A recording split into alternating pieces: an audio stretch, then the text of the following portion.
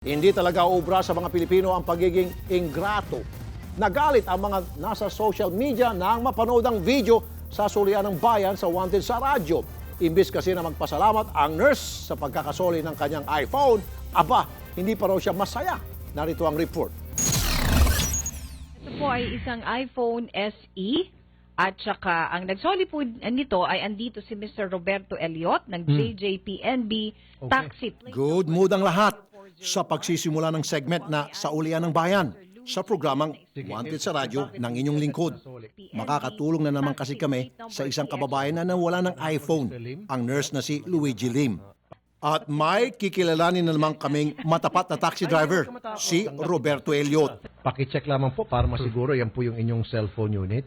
Ito naman po. Pero tila nagbago ang ihip ng hangin nang aming tanungin si Lim kung ano ang kanyang reaksyon sa pagkakasoli ng kanyang iPhone. Yung katabi ninyo, ang ating bayani sa araw na ito, paki-acknowledge lamang po.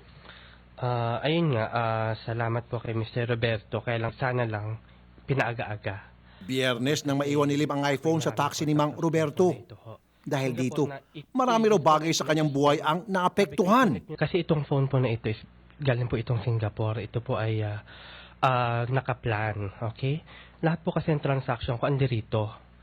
Yung pera ko po, hindi ko po transfer. Paalis na ako bukas.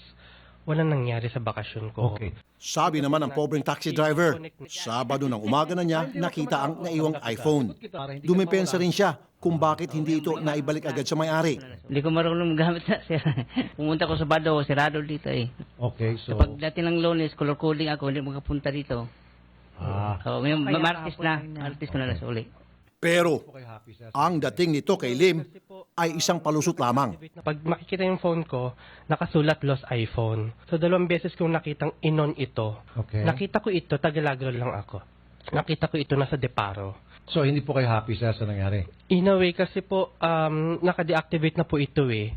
Dito na kinumpranta ng inyong lingkod si Lim. Mawalang galang sa Mr. Lim. Pero, This is the first time sa history po ng Saulian ng Bayan na sa halip kayo magpasalamat, kayo po'y nagagalit pa. Ano bang gusto niyong palabasin? Sa halip na magpapasalamat ka, ikaw pa ngayon ang parang galit. Galit ka sa amin. Ay, Anong problema mo sa amin? ang sabi ko lang po, sana pag may nawala na gamit, maisoli. Kasi madali naman po malaman, may number naman po. Hindi nga siya marunong gumamit Pero patuloy na iginigit ni Lim na pinipindot lang naman ang kanyang iPhone. Pipindutin nilang po.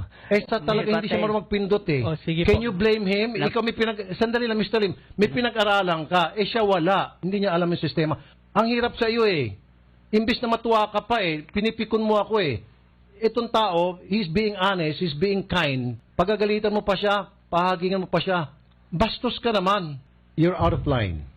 Sa kabila nito, pinaramdam pa rin ni Lim na dismayado siya sa kanyang sarili.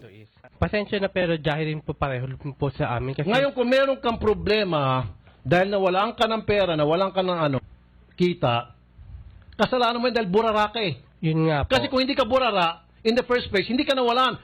Sa huli, nag-walk out si Lim sa programa. Ang ulirang taxi driver naman na si Mang Roberto, nabiyayaan pa ng cash prize at gift packs dahil sa kanyang katapatan.